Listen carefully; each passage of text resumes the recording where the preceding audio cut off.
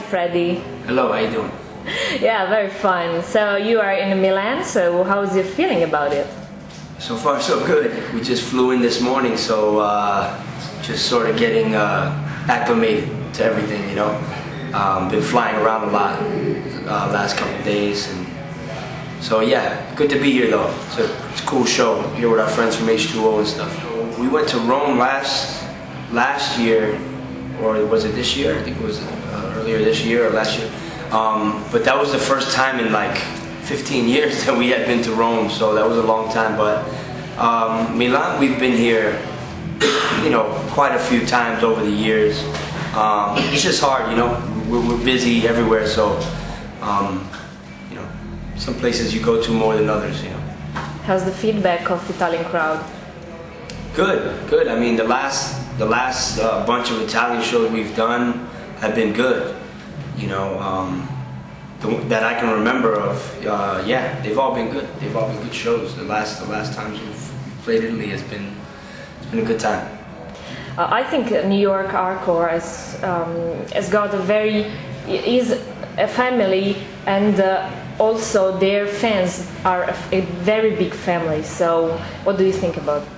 Well, yeah, I mean, you know, New York hardcore's always had that family aspect to it. You know, and in Italian culture, family is very important. So I think definitely the kids that are into hardcore appreciate that part of it, that side of it. Hoya and I are from, you know, Latin roots as well, and we're big on family. So the family thing is always a big thing for all of us, you know. But yeah, you have certain cultures that embrace that aspect more than others, you know. But yeah, the New York scene is definitely a very unique, small genre. So in the big scheme of the music world, so it is a family. Is there like in the 80s? Of course, something has changed. But what do you feel about the New York scene and the atmosphere? Well, it's different than the 80s. Like pretty much everything else, everything changes. You know. You know, in the 80s it was even smaller and even maybe tighter in some ways. You know, but just because the family aspect is there doesn't mean every single band and every single person in the scene doesn't mean they're all tight. You know what I mean? It's just a camaraderie, respect, unity thing, you know. Some people are tighter than others, you know, like us and Ignacy Front and Ascione, for example. You know, we're like family, you know, but not every band has that bond. The 80s were just, the scene was smaller overall, and so you're talking about 2011 and it's on a bigger scale, you know.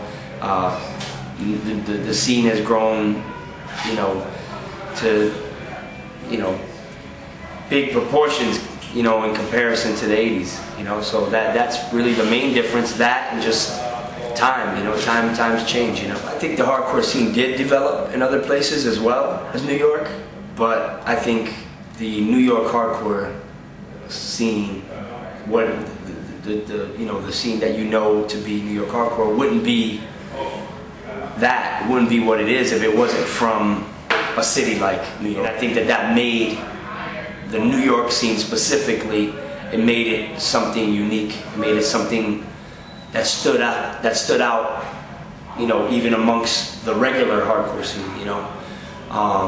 But, you know, there's always been scenes in other cities. You know, New York wasn't the first ever, but it's like you said, you know, a lot of things that come out of that city have a certain grit and a certain kind of thing to it that's different from everywhere else. So, yeah, there it is, you know.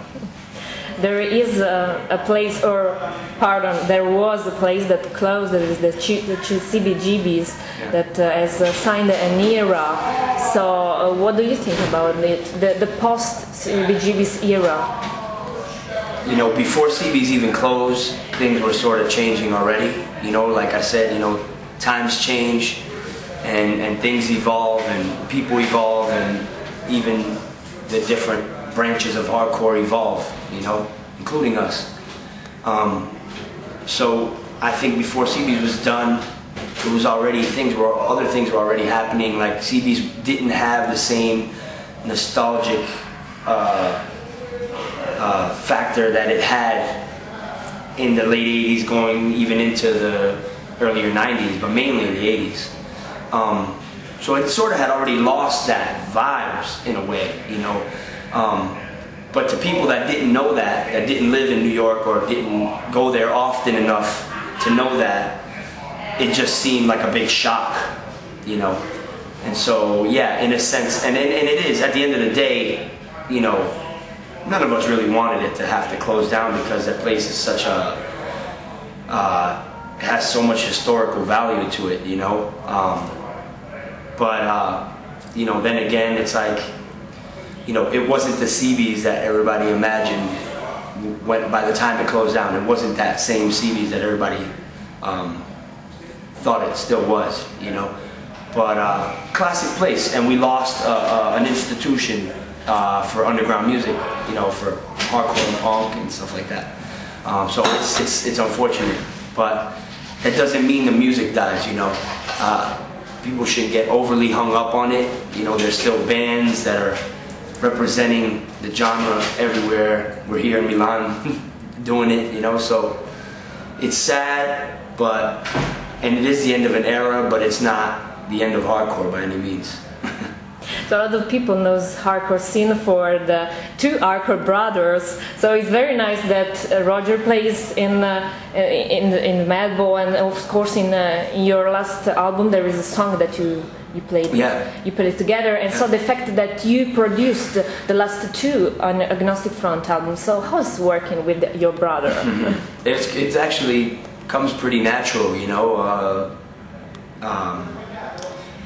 You know, they asked me to produce their records, and I was really honored to be asked that. You know, for me, it was like coming full circle in my career.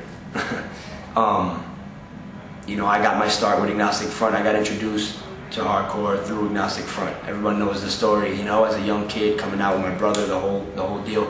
And so, you know, I obviously know the band inside and out, you know, but, you know, as Madball, we took our own approach and we created our own lane and did our own thing with it, you know.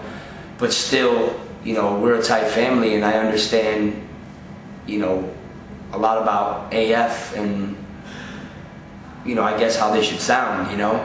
And I guess, you know, they took a chance with me as a producer because I'm not known to be a producer. Of course, I get involved with Madball on the production side of things. Writing and all that, and you know, I've been involved in my own personal stuff, production-wise, but never really branched out to do other people's stuff. And I was happy that I got the first opportunity to do it with Agnostic Front. Who else? Who better than? What better band than Agnostic Front? Still all a learning process for me, but I did give a lot of input, and I think, you know, it was good chemistry, and I think, you know, both records are pretty solid Agnostic Front releases, so I'm happy about it. Especially the newest one. It's getting a lot of good reviews, and I personally think it's one of their best records in a long time. So yeah, I'm just happy to be a part of it and honored that they asked me to do it.